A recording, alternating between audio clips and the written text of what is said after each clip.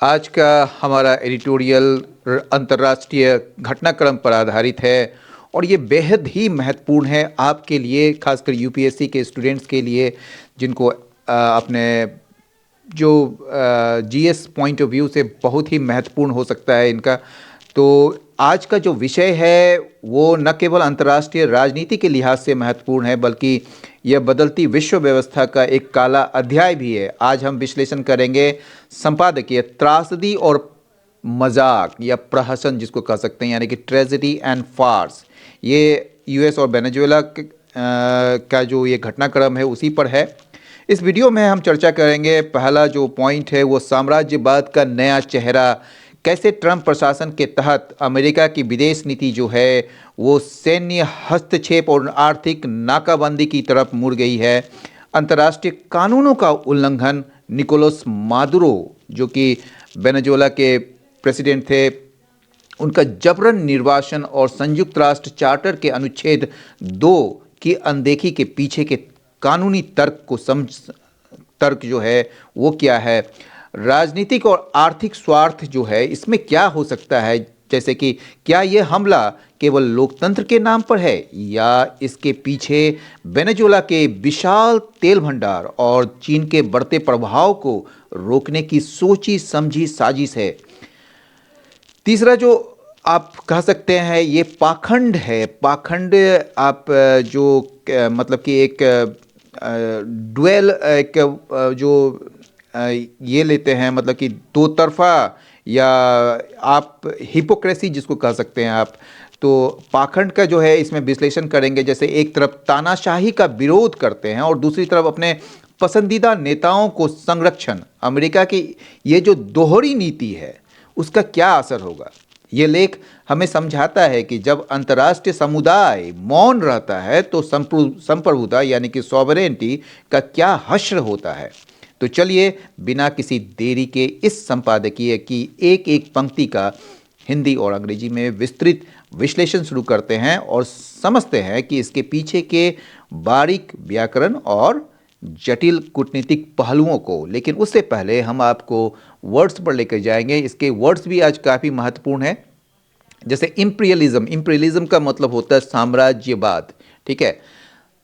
तो किसी देश की शक्ति को उपनिवेशीकरण करना या सैन्य बल या प्रभाव से बढ़ाने की नीति जो होती है उसको इंपीरियलिज्म कहते हैं। Policy of extending a countries power through colonisation और मिलिट्री फोर्स और इन्फ्लुएंस, तो इसको आप कॉलोनियलिज्म कहते हैं, एक्सपेंशनिज्म कहते हैं, हेजीमोनी कहते हैं, डोमिनेशन कहते हैं। इसका एंटो हो जाएगा एंटी इंपीरियलिज्म, इंडिपेंडेंस, सॉवरेनिटी या सेल्फ डिटर्मिनेशन। फार्स जो होता है वो हास्यास्पद, ये 1 या 2 दिन पहले भी आया था, ये रिडिकुलस, एब्सर्ड और एम्प्टी डिस्प्ले समथिंग लाफेबली अनसक्सेसफुल, मतलब हास्यास्पद या निरर्थक कह सकते हैं, या खोखला प्रदर्शन, हंसी का पात्र बनने वाली असफलता, ठीक है। तो इसको मोकड़ी कह सकते हैं। ट्रेवेस्टी बहुत अच्छा है, एक मतलब कि एक नया शब्द है लेकिन बड़ा प्रचलित शब्द है। शराड कह सकते हैं और शाम कह सकते हैं। और इसको जो है एंटो में ट्रेजेडी कह सकते हैं, सीरियसनेस, रियलिटी और सिंसियरिटी, ठीक है। पायरिक, पायरिक जो होता है एक ऐसी जीत जिसमें आपको बहुत अधिक कीमत चुकानी पड़ती है, उसको पायरिक कहते हैं। कॉस्टली कह सकते हैं, हॉलो कह सकते हैं, एक्सपेंसिव कह सकते हैं और बीटर स्वीट कह सकते हैं। और इसका एंटो डिसिसिव या वर्थवाइल या फ्रूटफुल या फिर वैल्यूबल। फ्लैग्रेंट का मतलब होता है खुल्लम खुल्ला, बहुत ही स्पष्ट और घोर रूप से अपमानजनक या गलत जिसमें कह सकते हैं। तो ब्लैटेंट इसका बड़ा अच्छा शब्द है। ऑब्वियस, एग्रीजियस या फिर ग्लैरिंग। और इसका एंटो हो जाएगा सटल, इसको सबटल नहीं बोलते हैं, सटल, बी साइलेंट है। डिस्क्रीट या फिर हिडन या फिर माइनर। हाइपोक्रेसी या हिपोक्रेसी जो है वो होता है नैतिक मानदंडों का दावा जबकि व्यवहार उससे मेल नहीं खाता, मतलब डबल स्टैंडर्ड जो आप कह सकते हैं ना। डुप्लिसिटी कह सकते हैं, इनसिंसियरिटी कह सकते हैं, डबल मीन डीलिंग कह सकते हैं, प्रिटेंस कह सकते हैं। और इसका एंटो हो जाएगा इंटीग्रिटी, ऑनेस्टी हो गया, सिंसियरिटी हो गया, कंसिस्टेंसी हो गया। हेजीमोनी का मतलब होता है प्रभुत्व, एक देश का दूसरे देश पर, एक देश या समूह द्वारा दूसरों पर नेतृत्व या प्रभुत्व कह सकते हैं, ठीक है। इसको डोमिनेंस कह सकते हैं, सुप्रीमेसी, कंट्रोल, एसेंडेंसी कह सकते हैं। और इसका एंटो हो जाएगा सबऑर्डिनेशन, वीकनेस, इंफीरियरिटी या सबमिशन, ठीक है, जब आप झुक जाते हैं किसी में। तो कोऑर्सिव का जो मतलब होता है बल या धमकी से मजबूर करना, मतलब फोर्स या थ्रेट्स को यूज करना किसी को एक्शन करने के लिए, कंपेल करने के लिए, ठीक है ना। तो फोर्सिबल हो गया, कंपलसरी हो गया, इंटिमिडेटिंग हो गया, प्रेशरिंग हो गया। इसका एंटो हो जाएगा वॉलंटरी, परसुएसिव या फिर जेंटल या फिर विलिंग। इंटरडिक्शन का जो मतलब होता है सीजर होता है। सीजर यानी कि किसी चीज को जब्त करना, रोकथाम करना, ठीक है ना, उसको इंटरडिक्शन कहते हैं। और इसका एंड मतलब साइन होगा सीजर, सबसे अच्छा शब्द है। ब्लॉकेड या प्रोहिबिशन या इम्बार्गो, इम्बार्गो भी अच्छा शब्द है। परमिशन इसका उल्टा हो जाएगा अलाउंस, इसका उल्टा होगा मतलब एंटो होगा फ्री पैसेज या फिर रिलीज। सिनिकल का मतलब होता है डिस्ट्रस्टफुल, यानी कि अविश्वास जिसको कहते हैं, ऑफ सिंसियरिटी या बिलीविंग इन सेल्फ इंटरेस्ट, मतलब सच्चाई पर अविश्वास, यानी कि संदेहास्पद कह सकते हैं, या स्वार्थ पर विश्वास, यानी कि अपने स्वार्थ पर ही आप खड़े उतरते हैं केवल। तो स्केप्टिकल आप इसको कह सकते हैं, संदेहवादी। डिस्ट्रस्टफुल कह सकते हैं, यानी कि जिसमें आप ट्रस्ट नहीं करते, डिस्ट्रस्टफुल होते हैं आप जो हमेशा। तो पेसिमिस्टिक होते हैं या फिर जैडेड होते हैं। इसका ऑप्टिमिस्टिक, ट्रस्टिंग, नाइव या फिर आइडियलिस्टिक जो है इसका आपका एंटो होगा। सॉवरेनिटी का मतलब होता है सुप्रीम अथॉरिटी, ठीक है ना, संप्रभुता जिसको कह सकते हैं। तो सर्वोच्च अधिकार या राष्ट्र को स्वयं शासित करने का अधिकार, संप्रभुता, ऑटोनॉमी कह सकते हैं, इंडिपेंडेंस कह सकते हैं, सेल्फ रूल या सुप्रीमेसी। इसका एंटो हो जाएगा डिपेंडेंस, सब्जेक्शन या फिर कॉलोनियलिज्म या फिर सबमिशन। मोनरो डॉक्ट्रिन जो होता है वो यूएस पॉलिसी 1823 में बनी थी, जिसमें अपोज किया जाता था यूरोपियन कॉलोनियलिज्म को इन अमेरिकाज में, असर्टिंग यूएस डोमिनेंस, जिसमें जो अमेरिकी प्रभुत्व को असर्ट किया जाता था, उसको प्रभुत्व मतलब कि उस पर जोर डाला जाता था। तो मोनरो डॉक्ट्रिन हिंदी में देख लें, अमेरिका में यूरोपीय उपनिवेशवाद का विरोध 1823 में, जब जो इंग्लैंड जो था वो बहुत ही शक्तिशाली था, तो उसका उपनिवेशवाद जो है लगभग पूरे दुनिया भर में था। ऐसा कहा जाता था कि जो इंग्लैंड में जो है वो सूरज डूबता नहीं है, ठीक है। तो हेमिस्फेयर डॉक्ट्रिन कह सकते हैं, या अमेरिकन सुप्रीमेसी पॉलिसी कह सकते हैं, वेस्टर्न रिजल्ट कह सकते हैं, रूजवेल्ट कोरोलरी कह सकते हैं, ठीक है। इसका एंटो हो जाएगा एंट्री मुनरो, ठीक है। मल्टीपोलरिज्म, मतलब कि मल्टीपोलरिज्म जैसे आप कहते हैं यूनिलैटरलिज्म, ठीक है, मतलब एक ही देश का अधिकार होना चाहिए, लेकिन मल्टीपोलरिज्म बहुत सारे, मतलब एक अच्छा ये है। इंटरवेंशनिज्म, इक्वालिटी कह सकते हैं इसको। थिएटर ऑफ द एब्सर्ड, ये थिएटर ऑफ द एब्सर्ड जो है बड़ा अच्छा शब्द है। ये ड्रामेटिक स्टाइल होता है जिसमें बताया जाता है कि लाइफ का मीनिंगलेसनेस, यानी कि ये जो निरर्थक ये जीवन जो है उसके बारे में, ये एब्सर्ड सिचुएशन के बारे में। तो एब्सर्डिस्ट ड्रामा कह सकते हैं, निरर्थक ड्रामा, या एग्जिजेंशियल थिएटर कह सकते हैं, नॉनसेंस थिएटर या बैकेटियन स्टाइल। इसका जो एंटो होगा रियलिज्म, ट्रेजेडी, लॉजिकल ड्रामा या मीनिंगफुल नैरेटिव। ओके। बॉलीवेरियन जो है वो रिवोल्यूशनरी मूवमेंट हुआ था, जो कि बॉलीवर के द्वारा किया गया था, inspired by Bolivar, prompting anti imperialism and equality, ठीक है ना, यानी कि जिसके तहत जो है ना साम्राज्यवाद के खिलाफ और समानता के पक्ष में जो है ये मूवमेंट चलाया गया था, आंदोलन चलाया गया था। बॉलीवेरियन जो कि बॉलीवर से प्रेरित क्रांति थी, साम्राज्यवाद विरोध था इसमें और समानता था।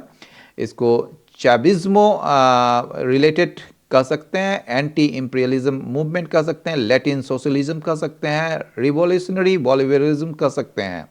और इसका एंटो हो जाएगा pro imperialist, new liberal, elite driven या फिर काउंटर रिवोल्यूशनरी। डिस्टेबलाइज मतलब अस्थिर बना देना, अंडरमाइन करना, डिसरप्ट करना, अनसेटल्ड करना या फिर सबवर्ट करना। इसका एंटो हो जाएगा सब stabilised, strengthened, fortified, consolidated. Authoritarian का जो मतलब होता है निरंकुश कह सकते हैं इसको आप, ठीक है। तो सख्त आज्ञाकारिता लागू या स्वतंत्रता, निरंकुश कहिए ना, सबसे अच्छा ये है निरंकुश।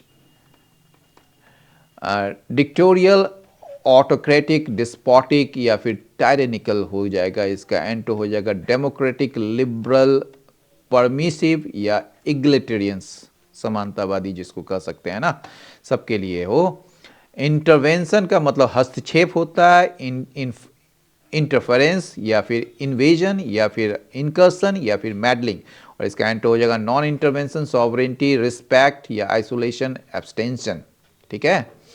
ब्लॉकेट का मतलब होता है नाकाबंदी या फिर सामान या लोगों के प्रवेश या निकास को रोकना। इसको सीज कह सकते हैं, एम्बार्गो कह सकते हैं, क्वारंटाइन कह सकते हैं या फिर बैरियर कह सकते हैं। इसका एंटो हो जाएगा open access, free trade, passage या अनरिस्ट्रिक्टेड। कॉन्टेम्प्ट का मतलब होता है तिरस्कार करना, कॉन्टेम्प्ट करना, किसी का अवमानना करना। ठीक है ना, समय सम्मान के अयोग्य मानना। ठीक है। डिसडेन कह सकते हैं, इसका अच्छा शब्द है। स्कॉर्न भी कह सकते हैं, डिसरिस्पेक्ट कह सकते हैं, डिरीजन कह सकते हैं। इसका एंटो हो जाएगा रिस्पेक्ट, एडमायरेशन, रेवरेंस या फिर एस्टीम।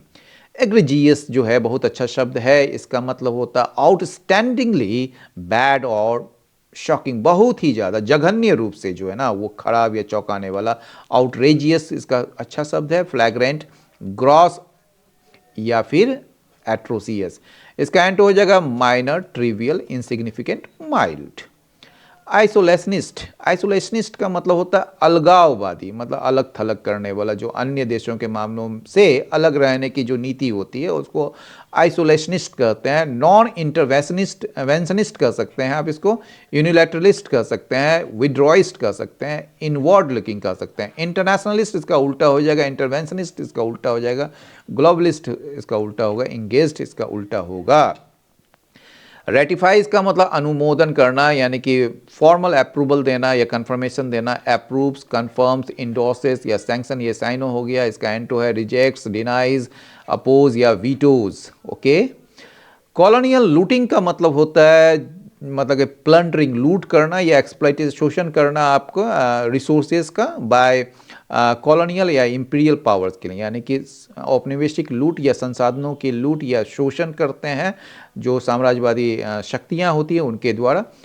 तो इंपीरियल प्लंडर, रिसोर्स एक्सप्लॉइटेशन या फिर कॉलोनियल रॉबरी या एक्सट्रैक्शन। शशि थरूर की एक बहुत अच्छी किताब आई थी जिसमें इसके बारे में डिटेल में इसका चर्चा किया गया था कि कैसे ब्रिटिश ने हमारे जो देश है उसको कैसे लूटा।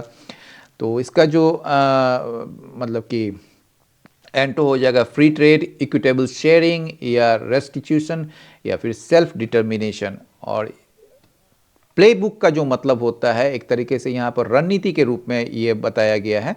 सेट ऑफ रिपीटेड टैक्टिक्स और स्ट्रेटजीज, और स्ट्रेटजी मैनुअल इसका साइनो होगा, गेम प्लान हो गया, टैक्टिक्स हो गया, बुक हो गया, टैक्टिक्स बुक हो गया या फिर स्क्रिप्ट हो गया। और इसका एंटो होगा आपका इम्प्रोवाइजेशन, स्पॉन्टेनिटी, ओरिजिनलिटी या फिर अनप्लान्ड, जिसकी योजना नहीं बनाई गई है।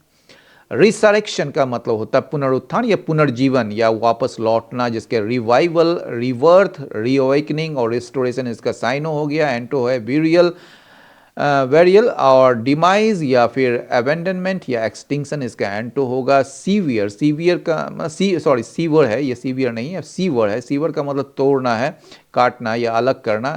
कट, डिस्कनेक्ट, ब्रेक और डिटेच जो है इसका साइनो है। इसका एंटो है कनेक्ट, ज्वाइन, यूनाइट या फिर मेंटेन। रैम्पेंट का मतलब भी जो होता है ब्लैटेंट ही होता है, मतलब व्यापक, अनियंत्रित, फैला हुआ या रोक ना पाने वाला। अनचेक्ड कह सकते हैं इसको, जिसमें नियंत्रित ना हो। वाइड स्प्रेड या प्रोलिफिक कह सकते हैं, राइफ कह सकते हैं। इसका एंटो हो जाएगा कंट्रोल, लिमिटेड वेट में, लिमिटेड हो गया, रेयर हो गया, कंटेंट हो गया। अपेंड का मतलब उलट देना, ये भी शब्द 2-4 दिन पहले आया था। तो इसको उलट देना या पूरी तरह पलटना या उखाड़ देना। ओवरटर्न कह सकते हैं या इन्वर्ट कर सकते हैं, सबवर्ट कर सकते हैं, ओवरथ्रो कर सकते हैं, रिवर्स भी कर सकते हैं। मेंटेन इसका एंटो हो जाएगा प्रिजर्व, स्टेबलाइज और अपहोल्ड, ये सारे एंटो में आ जाएंगे। तो चलिए चलते हैं फिर से एडिटोरियल की तरफ। ट्रेजेडी एंड फार्स, ये त्रासदी है। ट्रेजेडी एंड फार्स एक मजाक बन गया है। Trump's Venezuela strikes constitute the latest act of US imperialism। ये ट्रम्प का जो है, यहाँ देखिए ये क्या है, एपोस्ट्रॉफी ऐसे ही, ये ट्रम्प का है, पजेसी बता रहा है। तो वेनेजुएला स्ट्राइक्स स्ट्राइक्स मतलब जो एक तरीके के हमले जो हैं वो क्या है, कॉन्स्टिट्यूट मतलब है, या उसको आप मान सकते हैं, रिप्रेजेंट कर सकते हैं। The latest act of US imperialism का, यानी कि अमेरिका का साम्राज्यवाद का ये एक नया उदाहरण है, ठीक है। Tragedy has followed every act of imperialism by the US, बोलता है कि त्रासदी जो है वो आई है every act of imperialism by the US, यानी कि अमेरिका के द्वारा कोई भी किसी भी तरह का जो इंपीरियलिज्म एक्ट हुआ है, ठीक है, दुनिया भर में आज तक जो साम्राज्यवादी जो एक सोच का या वो गतिविधि का जो काम हुआ है, उसके बाद त्रासदी आई ही आई है, यानी कि ट्रेजेडी हैज़ फॉलोड मतलब उसके बाद आई है, फॉलोड मतलब किसी के बाद आना। तो ट्रेजेडी आई है every act of imperialism by the US, US के किसी भी एक्ट जो हुआ है आज तक दुनिया भर में इंपीरियलिज्म का, यानी कि साम्राज्यवादी जो गतिविधि का, तो उसके बाद ट्रेजेडी आई ही आई है, but under president Donald Trump. लेकिन कहा जा रहा है, बट यहाँ पर एक कॉन्ट्रास्ट बताने की कोशिश कर रही है, लेकिन ये जो प्रेसिडेंट जो है अभी डोनाल्ड ट्रंप, उसके अधीन जो है ये क्या हुआ है, द कॉन्सिक्वेंसेस, ये जो परिणाम है ये कॉन्सिक्वेंसेस, चूंकि क्या है ये ट्रेजेडी आपका यहाँ पर देखिए सिंगुलर है तो हैज़ आ गया, लेकिन कॉन्सिक्वेंसेस जो है ये प्लूरल है तो यहाँ पर हैव आ गया। तो हैव ऑल्सो टेकन ऑन का मतलब एज्यूम करना, ठीक है ना, एज्यूम्ड।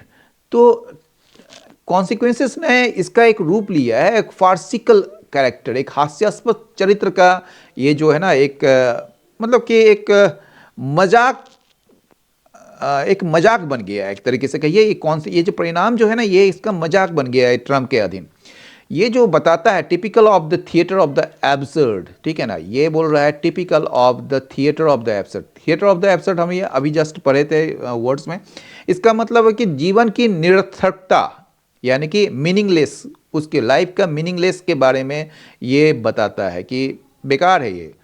इन 2003 में क्या हुआ, द इन्वेजन ऑफ इराक। अब देखिए एक घटना है 2003 की जिसमें आक्रमण किया गया था इराक पर, ठीक है, ऑन फॉल्स प्रीमाइसेस, यानी कि किसमें, झूठे आधार पर।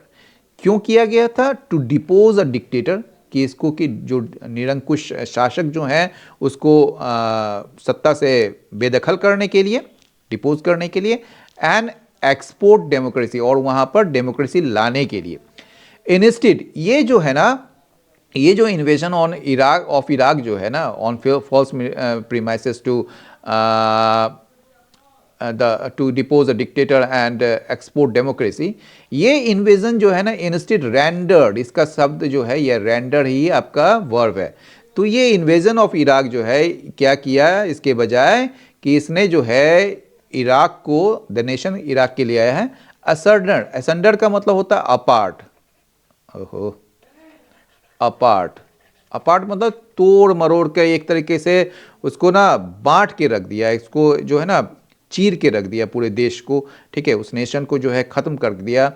और इसने जो है birth outfits such as ISIS और ISIS जैसे उग्रवादी या आतंकवादी जो आउटफिट्स हैं उसका जन्म दिया, ठीक है, एंड डीस्टेबलाइज्ड वेस्ट एशिया, और वेस्ट एशिया को, पश्चिम एशिया को इसने अस्थिर कर दिया। तो आप देख रहे हैं ये पैरेलल आपका जो है वर्ब है, एक तो रेंडर्ड है यहाँ पर, एक आपका बर्थ है, और ये एक डीस्टेबलाइज्ड है। ये सारे जो है पास्ट टेंस की बात बता रहा है, तो ये एक पैरेलल वर्ब्स कहते हैं इसको, ठीक है ना। द सेम प्लेबुक, इसी टाइप की रणनीति जो है, ठीक है ना, वॉज यूज्ड, इस्तेमाल किएगा लेटर इन नॉर्थ अफ्रीका। नॉर्थ अफ्रीका में भी किया गया था इसका इस्तेमाल। अब देखिए अफ्रीका तो आपका जो है वो कैपिटल में है, लेकिन नॉर्थ जो है वो कैपिटल में नहीं है। तो नॉर्थ अफ्रीका में तो कई सारे देश है ना, तो नॉर्थ यानी कि अफ्रीका में नॉर्थ साइड जो है तो नॉर्थ अफ्रीका हो गया। इन 2026 में द वर्ल्ड इज विटनेस, ये जो दुनिया है ना, ये जो पूरा देश, मतलब कि दुनिया के भर के देश जो हैं वो गवाह बने हैं टू अनदर ट्रेजेडी, एक अन्य त्रासदी का, that is also a farce, वो भी जो है बड़ा मजाक है, एक तरीके से एकदम हास्यास्पद है, that is also a farce. ये क्या है? अब ये आपका कॉलन है जो कि एडिशनल इंफॉर्मेशन दे रहा है। ये फार्स क्या है? A repeat of the imperial script in Venezuela, यानी कि वेनेजुएला में वो मतलब कि साम्राज्यवादी जो लिपि है, यानी कि लेख है, यानी कि साम्राज्यवादी जो रणनीति है या साम्राज्यवादी जो खेल है, उसी का फिर से मतलब पुनरावृत्ति हो रही है यहाँ पर वेनेजुएला में। ऑर्केस्ट्रेटेड, जिसको मतलब अंजाम दिया है ट्रंप एडमिनिस्ट्रेशन के द्वारा। ऑर्केस्ट्रेट का मतलब होता है किसी चीज़ को संचालित करना, उसके लिए फॉर द पर्टिकुलर पर्पस के लिए, ठीक है ना।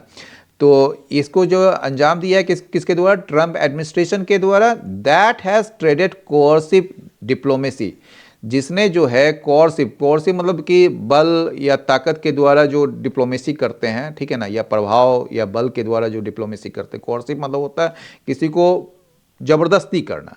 तो उसने जो है ट्रेड किया है क्या? कोर्सिव डिप्लोमेसी को for bombing campaigns and naval blockades, यानी कि इसने जो कोर्सिव जो डिप्लोमेसी को जो है उसके बदले में इसने क्या किया?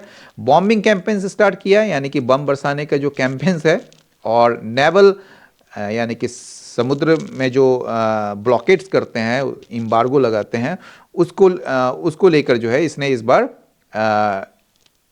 इस डिप्लोमेसी को किया है, मतलब कि ये जो कूटनीति किया है। The apprehension and forced exile, यहाँ पर याद रखिए एप्रीहेंशन का मतलब आशंका तो होता है, लेकिन यहाँ एप्रीहेंशन का एक और मतलब होता है, यहाँ गिरफ्तारी है, पकड़ा जाना।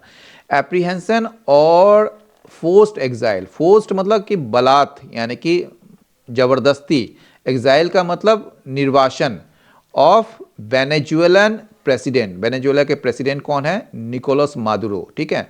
उनका जो एप्रीहेंशन और फोर्स्ड एग्जाइल है, आपको ये भी बता दें यहाँ भले एंड से जुड़ा हुआ है, लेकिन ये कंपाउंड जो है ये सब्जेक्ट है, और इसीलिए यहाँ पर जो है ईज आ रहा है, ठीक है। तो जैसे ब्रेड एंड बटर है ना, होता है ना, तो उसी तरह apprehension and forced exile of Venezuelan president Nicolas Maduro is a फ्लैग्रेंट violation. ये खुल्लम खुल्ला उल्लंघन है किस चीज का? इंटरनेशनल लॉ का, ठीक है, अंतर्राष्ट्रीय कानून का। फ्लैग्रेंट मतलब खुल्लम खुल्ला, ब्लैटेंट जिसको कह सकते हैं। एंड ऑल्सो फ्लॉट्स आर्टिकल 2, और यह जो है आर्टिकल 2 का भी मतलब कि पूरी तरह से उल्लंघन करता है या तिरस्कार करता है, यूएन चार्टर का जो आर्टिकल 2 है उसका भी। Bye conducting interdiction of wild tankers, बोल रहा है कि ये संचालित करके, ये बाय जो लगेगा ना, तो इसका जो सब्जेक्ट होगा वो कॉमा के बाद होगा। दिखाते हैं आपको कॉमा के बाद, ये देखिए कॉमा है ना, उसके बाद जो है ये सब्जेक्ट है। ये कंडक्ट कौन किया है, यानी कि संचालित कौन किया है? इंटरडिक्शन। इंटरडिक्शन मतलब सीजर हो गया, मतलब कि किसी चीज को जब्त करते हैं। वाइल्ड टैंकर्स को जो है जब्त करके और अवैध रूप से सिविलियंस को मार के ऑन बोट्स पर, नाव में, इन कैरेबियन वाटर्स में, ठीक है, अंडर द अनप्रूवन गाइज। ये जो अनप्रूवन मतलब अनवेरिफाइड, गाइज मतलब बहाना, ऑफ एंटी नारकोटिक्स ऑपरेशन। ये जो एंटी नारकोटिक्स ऑपरेशन के बहाने से जो है, जो कि अनप्रूवन था, अनवेरिफाइड था, उसके बहाने से जो है, उसके तहत इसने जो है क्या किया? वाइल्ड टैंकर्स को जब्त किया और सिविलियंस को अवैध रूप से मारा, ठीक है। उसको करके जो यूएस ने क्या किया है? हैज़ बाईपास्ड, इसने जो है ना बाईपास्ट किया, दरकिनार कर दिया है किस चीज़ को? यूएन सिक्योरिटी काउंसिल को, यानी कि यूनाइटेड नेशंस जो सुरक्षा परिषद है उसको दरकिनार कर दिया है, ताकि ये अपने आप को पोजीशन कर सके, अपने आप को रख सके, इटसेल्फ मतलब अपने आप को एज जज के रूप में, और एग्जीक्यूशनर मतलब सजा देने वाला के रूप में, ठीक है। दिस इंटरवेंशन, ये जो हस्तक्षेप है, is driven by a familiar calculus, ये चिर परिचित रणनीति से ही ये संचालित है या प्रभावित है। ड्रिवन मतलब प्रभावित होना या संचालित होना। The first is the resurrection, ये जो फर्स्ट किया है, पहला जो वजह है या पहला जो ये जो स्ट्रेटेजी है इसका, वो resurrection of the Monroe doctrine, ठीक है ना। मुनरो डॉक्ट्रिन का फिर से लाना या फिर से पुनर्जीवित करना, टू रीएस्टेब्लिश, अपने आप को फिर से स्थापित करने के लिए यूएस हेजीमोनी को। यूएस हेजीमोनी मतलब कि यूएस के वर्चस्व को इन द अमेरिकाज में।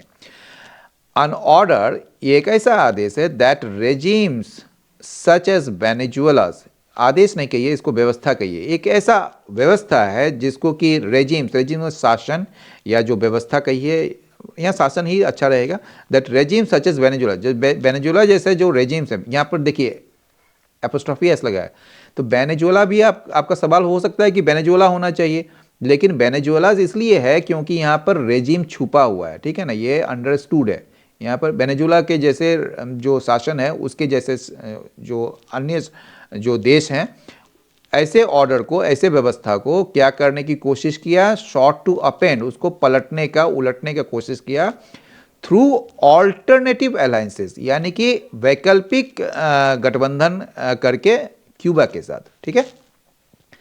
The second is the desire. दूसरी वजह क्या है कि ये जो डिजायर, जो एक मतलब क्या कहेंगे उसको आप, इच्छा to sever Latin American ties with China, ये बहुत इंपॉर्टेंट मतलब कि एस्पेक्ट है इसका। चाइना का प्रभुत्व जो है या चाइना का प्रभाव जो है काफ़ी मतलब कि न केवल एशिया में है बल्कि अमेरिका तक पहुंच गया है, यानी कि लैटिन अमेरिका के देशों में भी इसका प्रभाव काफ़ी ज़्यादा है। तो लैटिन अमेरिका के जो टाइज जो बन रहे हैं उसको लेकर अमेरिका चिंतित है, जिसके वजह से उसकी एक डिज़ायर है कि ये तोड़ना, सीवर का मतलब तोड़ना, लैटिन अमेरिका की जो गठबंधन है चाइना के साथ उसको तोड़ना का एक दूसरा वजह है। एज द मादुरो, क्योंकि एज मतलब क्योंकि मादुरो रेजिम जो है, मादुरो शासन जो है वो looked eastward for investment and wild trade, क्योंकि ये जो मादुरो की जो शासन थी वो क्या कर रही थी, इन्वेस्टमेंट और वाइल्ड ट्रेड के लिए वो पूर्व की तरफ देख रही थी, यानी कि चाइना की तरफ देख रही थी, यानी कि चाइना से उसको बहुत उम्मीद थी। Third is the cynical drive. तीसरा क्या वजह है, ये जो संदेहास्पद जो एक ड्राइव है to control Venezuela's very large crude reserves, यानी कि वेनेजुएला में जो है ना क्रूड का जो संसाधन है, रिजर्व्स जो है ना वो काफ़ी ज़्यादा बड़ी मात्रा में है, तो उसको नियंत्रित करने का एक सिनिकल ड्राइव भी है ये, एक मतलब कि एक क्या कहेंगे उसको, एक कोशिश भी है, एक मतलब कि कदम भी है, ठीक है। दीज रिसोर्सेज, ये जो संसाधन है ये रिप्रेजेंट करता है a prize for US business, और ये जो संसाधन है वेनेजुएला में वो यूएस बिजनेस के लिए एक पुरस्कार के रूप में सामने है या सामने आता है, ठीक है ना, क्योंकि इससे यूएस बिजनेस को काफ़ी फायदा होगा। इन एनी केस, किसी भी मामले में या किसी भी तरह जो है यूएस का जो क्लेम्स ऑफ विक्ट्री है, यानी कि ये जो जीत का जो दावा कर रहा है यूएस, वो पायरिक हो सकता है, मतलब ये बड़ा क्या हो सकता है, कॉस्टली हो सकता है, बहुत कीमती हो सकता है, मतलब जितना ये दावा जो है वो इसका कीमत बहुत ज़्यादा चुकाना पड़ सकता है यूएस को। वाइल मादुरोज गवर्नेंस वाज ऑथोरिटेरियन, अब बोल रहा है ये वाइल जो है ना, ये बोल रहा है कि भैया कॉन्ट्रास्ट को बोल रहा है, एक तरफ बोल रहा है कि मादुरो का गवर्नेंस जो था, जो शासन था वहाँ पर ऑथोरिटेरियन था, बड़ा निरंकुश था, ठीक है, लेकिन जो United socialist party of Venezuela जो है ना retains a strong support base, फिर भी ऑथोरिटेरियन होते हुए भी United socialist party of Venezuela जिसके जो प्रेसिडेंट थे मादुरो थे, वो जो है वहाँ पर एक स्ट्रॉन्ग सपोर्ट बेस रखता था, मतलब उसका जो समर्थन था काफ़ी ज़्यादा था, यानी कि लोग वो लोगों में पॉपुलर था। द बॉलीवेरियन मूवमेंट, ये जो वहाँ पर बॉलीवेरियन मूवमेंट हुआ था बॉलीवर के द्वारा, rose to tackle the rampant inequality fostered by previous US backed elite regimes, यानी कि पहले का प्रीवियस ना, पहले का अमेरिका समर्थित एलिट रेजिम्स जो था, ठीक है, जो एलिट रेजिम्स मतलब कि आप कह सकते हैं इसको एलिट मतलब कि क्या कहेंगे आप उसको, जो बड़े लोग होते हैं, यानी कि हिंदी में इसको हम शब्द नहीं आ रहा है मेरे पास, तो आप समझने की कोशिश कीजिए। एलिट मतलब वो जो संपन्न लोग होते हैं, जिसको मतलब कि क्या कहेंगे उसको आप, जैसे अब एलिट रेजिम्स ही कहना दीजिए इसको, ठीक है ना, अच्छा रहेगा। तो यूएस बैक्ड जो एलिट रेजिम्स है प्रीवियस, ठीक है, उनके द्वारा जो फोस्टर्ड किया गया था, यानी कि उसके द्वारा बढ़ावा जो दिया गया था रैम्पेंट इनइक्वालिटी को, उसको टैकल करने के लिए बॉलीवेरियन मूवमेंट जो है वहाँ पर मतलब उभरा था, रोज, ठीक है, by forcibly installing a new order, ठीक है, यानी कि कहा रहा है कि फोर्सिवली यानी कि ताकत से या बल से एक नई व्यवस्था को वहाँ पर लाकर, इंस्टॉल मतलब लाकर या फिर उसको स्थापित करके, the US is not liberating the people, US जो है, अमेरिका जो है, वहाँ के लोगों को लिबरेट नहीं कर रहा है, स्वतंत्र नहीं कर रहा है, ठीक है, बट वैलिडेटिंग देयर फियर्स, बल्कि उनकी जो डर है, उनका जो लोगों का जो डर है उसको उचित ठहरा रहा है, उसको सही ठहरा रहा है। वो डर क्या है? ऑफ कॉलोनियल लूटिंग, जो कॉलोनियल लूटिंग का जो डर है वहाँ के लोगों का, उसको सही ठहरा रहा है। द हाइपोक्रेसी इज स्टार्क, एक छोटा सा मतलब कि वाक्य है, लेकिन बहुत ही बड़ा ये है। ये जो बोल रहा है दोहरी जो एक नीति है वो काफ़ी मतलब कि उजागर है। Hypocrisy is stark while the Trump administration justifies Maduro's removal by labeling मतलब calling him a cartel leader without public evidence। यहाँ तक पहले देख लीजिए, उसके बाद कॉमा के बाद देखेंगे, ठीक है। हालांकि ये जो ट्रंप एडमिनिस्ट्रेशन जो है, जो प्रशासन, ये शासन जो है, उसने उचित ठहराया है मादुरो के निर्वासन का हटाने को, उनको यह कहकर कि वो एक कार्टेल लीडर है। और ये कार्टेल लीडर तो कहा है, लेकिन बिना पब्लिक एविडेंस का, सार्वजनिक जो है गवाह के ही बिना या साक्ष्य के बिना ही जो है उसने ये कहा है। It order the release of, it मतलब ट्रंप एडमिनिस्ट्रेशन, इसने जो है आदेश दिया है रिलीज का, मतलब कि रिहाई का, of the narcotics trafficking convicted, यानी कि नारकोटिक्स ट्रैफिकिंग में जो जिनको दोषी ठहराया गया था वेनेजुएला के द्वारा, उसका नाम है फॉर्मर लीडर ऑफ हॉन्डुरास, जो कि फॉर्मर लीडर थे हॉन्डुरास के, उनका नाम है जुआन ऑर्लैंडो हरंडेज, ठीक है ना। तो उनको जो कि कन्विक्टेड थे नारकोटिक्स ट्रैफिकिंग का, तो उनको उनकी रिहाई कर दी है, रिहाई का आदेश दिया है। एंड हेल्प्ड, और इसने मदद किया है क्या करने में? फैसिलिटेट करने में, सुविधाजनक बनाने में, सहज बनाने में, the rise of the pro Washington नेस्टी अशफूरा, ये जो वाशिंगटन यानी कि अमेरिका के समर्थन में जो नेस्टी अशफूरा है, उसको मतलब कि राइज करने में, उसको बढ़ाने में, इसको सहज बनाने में इसने मदद किया है।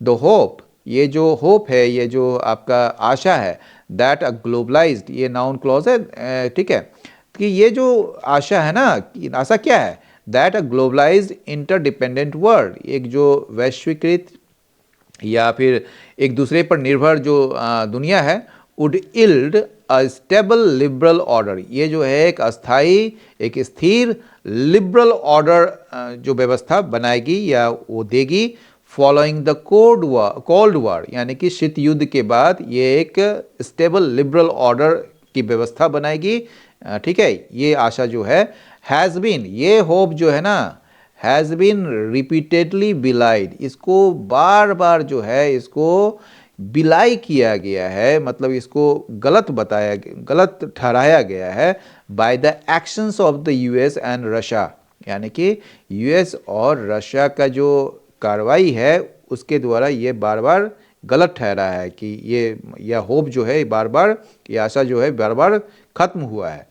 येट, फिर भी, by withdrawing from climate accords, ये बोल रहा है फिर भी वापस लेना, या मतलब कि क्लाइमेट अकॉर्ड से बाहर होकर, एंड स्केलेटिंग टैरिफ वार्स, और टैरिफ वार्स को और बढ़ाकर, जो कि यूएस कर रही है, इंडिया के भी खिलाफ किया है, जिसमें 50% टैरिफ वार्स मतलब टैरिफ लगाया है। तो ये जो अमेरिका है, बोले थे आपको कॉमा के बाद जो होगा सब्जेक्ट वही इसका सब्जेक्ट होगा, यानी कि एक्शन वही कर रहा है, यानी कि क्लाइमेट अकॉर्ड से बाहर निकलकर, यानी कि उसको न मानकर और स्केलेटिंग टैरिफ वार्स, और टैरिफ वार्स को बढ़ाकर यूएस ने इस बात का संकेत दिया है, मतलब किस बात का? कंटेम्प्ट फॉर इंटरनेशनल नॉर्म्स, जो अंतर्राष्ट्रीय नॉर्म्स हैं, जो एक व्यवस्था है, उसके लिए जो है कंटेम्प्ट, एक तिरस्कार का सिग्नल दिया है। दैट सरपासेस, जो सरपास करती है अदर एग्रीजियस एक्ट्स, जो बहुत ही जघन्य कार्य है ना, उसको भी, उससे भी ये आगे बढ़ जाती है। ठीक है, मतलब ये जो यूएस का जो कंटेम्प्ट है इंटरनेशनल नॉर्म्स का। वेनेजुएला's इन्वेजन इज द नेचुरल। अब ये एडिटोरियल कर रहा है कि वेनेजुएला का जो इन्वेजन है, जो आक्रमण है वेनेजुएला में, हमले जो हैं, वो नेचुरल और वायलेंट कंक्लूजन है of this isolationist imperialist hybrid of Trumpism. यानी कि जो ट्रम्प का जो ये एक हाइब्रिड, एक मिक्सचर जो है आइसोलेशनिस्ट और इंपीरियलिस्ट, ये मतलब किसी देश को अलग थलग करना और उसको जो है वहाँ पर अपना वर्चस्व स्थापित करना, तो उसी का जो है ये एक मतलब कि नेचुरल का मतलब एक प्राकृतिक कहिए या फिर वास्तविक कहिए, और वायलेंट का मतलब होता है हिंसक, एक निष्कर्ष है इस चीज़ का, आइसोलेशनिस्ट और इंपीरियलिस्ट हाइब्रिड ऑफ ट्रम्पिज्म का। इफ द इंटरनेशनल कम्युनिटी, अब लास्ट में एडिटोरियल कहता है कि यदि अंतर्राष्ट्रीय समुदाय जो है वो चुप्पी धारण किए रहता है, रिमेन साइलेंट, तो यह जो है इंटरनेशनल समुदाय, इट उसी के लिए है, तो ये अनुमोदित कर देता है एक ऐसी व्यवस्था को जहाँ पर सॉवरेंटी जो है, यानी कि सॉवरेंटी मतलब क्या, संप्रभुता जो है वो एग्जिस्ट करेगी एट वाशिंगटन्स प्लेजर, यानी कि वाशिंगटन के प्लेजर पर, यानी कि वाशिंगटन यानी कि अमेरिका का जो इच्छा होगा, अमेरिका की जो खुशी होगी, उसी पर दूसरे अन्य देशों की जो सॉवरेंटी है वो निर्भर करेगा। तो एडिटोरियल आपको कैसा लगा ये तो आप ही बताएंगे, लेकिन ये जो था वेनेजुएला संकट पर, ये द हिंदू के संपादकीय का विस्तृत विश्लेषण था। आज के इस चर्चा से एक बात साफ है कि अंतर्राष्ट्रीय राजनीति में लोकतंत्र और मानवाधिकार जैसे शब्दों का इस्तेमाल अक्सर बड़े रणनीतिक और आर्थिक हितों को छिपाने के लिए किया जाता है। क्या वाकई अमेरिका का यह कदम वेनेजुएला की जनता की भलाई के लिए है, या फिर यह मोनरो डॉक्ट्रिन को पुनर्जीवित करने का एक जरिया मात्र है?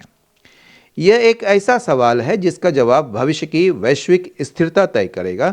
उम्मीद है कि इस विश्लेषण से आपको न केवल इस मुद्दे की जटिलता समझ आई होगी, बल्कि आपकी शब्दावली यानी कि वोकेबुलरी और ग्रामर की समझ भी बेहतर हुई होगी। जाने से पहले आपके लिए एक छोटा सा सवाल, क्या आपको लगता है कि देश की आंतरिक समस्याओं को सुलझाने के लिए बाहरी सैन्य हस्तक्षेप जायज़ है? अपनी राय कमेंट सेक्शन में जरूर साझा करें। अगर आपको यह विश्लेषण मददगार लगा तो इस वीडियो को लाइक करें, अपने दोस्तों और अन्य एस्पिरेंट्स के साथ शेयर करें, और ऐसे ही गहन विश्लेषण के लिए हमारे चैनल को सब्सक्राइब करना ना भूलें। अगले एडिटोरियल के साथ जल्द ही मिलते हैं, तब तक के लिए पढ़ते रहिए और जागरूक बने रहिए। धन्यवाद। जय हिंद।